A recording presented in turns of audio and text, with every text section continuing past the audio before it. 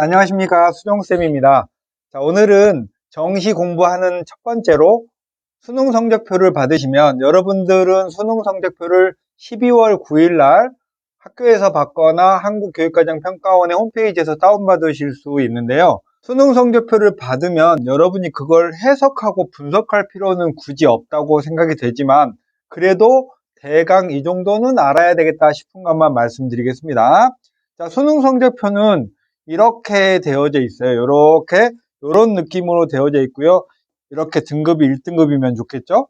여기서 표준 점수라는 게 이제 여러분들이 알아두셔야 될 정보인데, 표준 점수라는 녀석은 전국의 수능 시험을 본 학생의 수학 점수 중에 딱 평균 맞은 학생이 100점이고요. 그보다 잘하면 점점 올라가는 그런 구조로 돼 있고, 또 평균보다 못한 학생이면 100점보다 아래 위치하게 되는 거고요.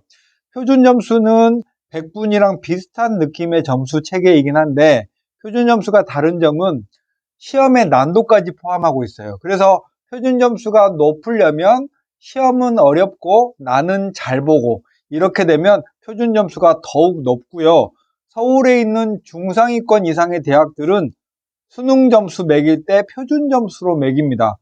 거의 대부분 표준 점수를 한다고 생각하면 되겠고 중하위권이나 지방대학으로 가면은 100분위로 하는 경향이 있고 그것에 대한 대학별 이 대학은 이렇게 저 대학은 저렇게 하는 것들은 나중에 천천히 자료가 정리된 대로 말씀드리기로 하겠습니다. 국어 수학은 국어 같은 경우에는 작년에 149점이 표준 점수의 최고점, 수학의 미적분은 147점이 표준 점수의 최고점이라고 생각하면 되겠고 작년 기준으로 말씀드리면 1등급 컷이 수학의 경우에는 131점 정도 됐다고 합니다. 탐구는 경제를 시험 봤다면 평균의 점수를 맞으면 50점이고요. 거기서 68점이면 상당히 잘한 거고 50점보다 미만이면 평균보다 아래인 거죠. 이에 반해서 100분위는 이 두 번째 줄에 놓여져 있는 게 100분위잖아요. 제가 써놓은 걸 보면서 말씀드리겠습니다. 100분위는 등수 개념인 거예요.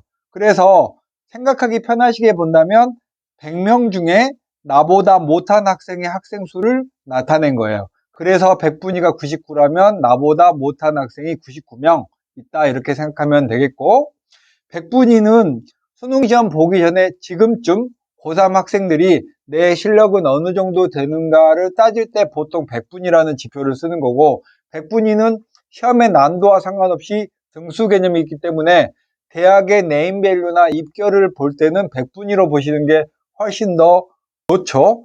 다만 정시에서는 실제로는 대부분의 인서울대학은 표준 점수를 더한다라는 거예요. 실제 지표로는 표준 점수를 더한다라고 생각하면 되겠고 100분위는 그냥 내 실력이 어느 정도를 따지거나 대학의 입결을 따질 때 연도와 상관없이 100분위가 일반적인 지표라는 거죠. 자, 그 다음에 등급은 정시에서는 등급을 따지지 않습니다. 등급은 100분위를 퍼센티지에 따라서 잘라놓은 거예요. 1등급은 96부터 100이니까 상위 개념으로 말하면 1등부터 4등까지 100명 있다면 1등부터 4등까지가 1등급, 2등급은 5등부터 11등까지 개념이죠. 100명 중에 5등부터 11등까지 개념, 3등급은 12등부터 23등 이런 느낌으로 따지면 되겠고 등급은 수시에서 최저학력 기준을 따질 때 쓰는 지표이고 정시에서는 서울 소재의 대학들은 등급을 따지지 않고요. 수능 최저학력 기준을 가진 대학이 있고 거의 등급은 따지지 않는다라는 게 이 표준점수 100분위 등급.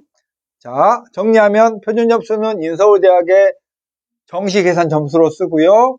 100분위는 평상시에 내가 대학에 입결을 따지거나 내 실력을 따질 때 쓰는 연도와 상관없는 그런 지표인 거고 등급은 수시에서 많이 쓰는 지표다라는 거죠.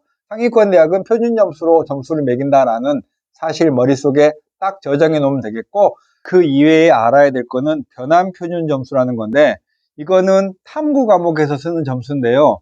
탐구 과목은 인문계열이 9개, 자연계열이 8과목인데 인서울의 자연계열 대학은 과학을 필수 응시하고 과학 점수를 반영하니까 과학 과목마다 시험의 난도에 따른 표준 점수 최고점의 차이가 있잖아요. 이걸 보정하기 위해서 대학이 수능 점수가 발표되고 나면 빨리빨리 계산해서 홈페이지에 우리는 점수를 이렇게 반영하겠습니다라고 변환해 놓은 거예요. 그러니까 결국 과목별의 유불리를 보정해 놓은 그런 표라는 거죠.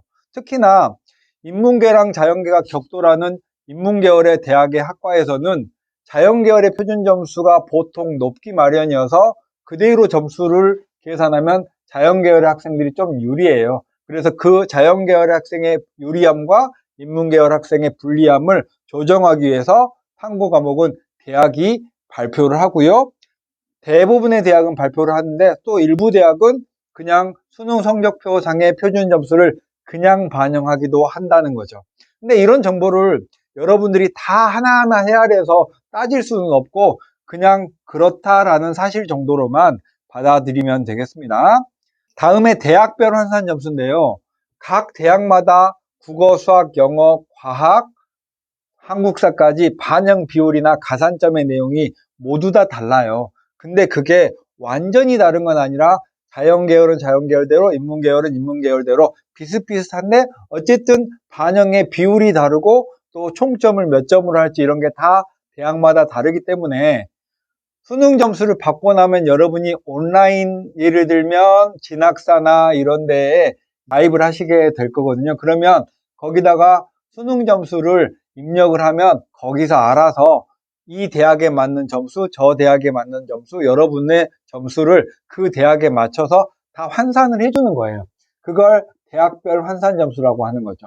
그러니까 내가 수능 점수를 맞고 나면 이게 성대식 점수는 몇 점, 한양대식 점수는 몇 점, 건대식 점수는 몇 점, 대학마다 그 반영 방법에 따라 컴퓨터가 계산을 하니까 여러분은 대학별 환산 점수라는 이 단어만 알고 계시면 되고 실제로 마지막에 최종적으로 합부를 예측할 때는 작년에 그 대학의 대학별 환산 점수와 여러분의 점수를 비교하면 합격을 예측할 수 있겠죠.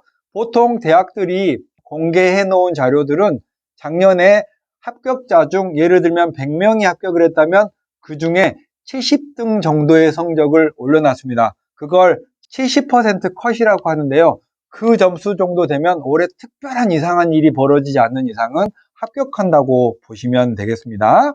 이렇게 해서 수능 성적표와 정시 점수를 계산할 때 가장 중요한 지표들인데 사실 이거를 계속 외우고 공부해야 되고 막 이래야 되는 건 아니고 그냥 아 이런 말이구나 라는 느낌 정도만 알고 있으면 어디 가서 그냥 입시 얘기할 때 이 정도야 라고 뽐낼 수 있는 정도예요. 자, 오늘은 여기까지 마치겠습니다. 수정쌤이었습니다. 안녕.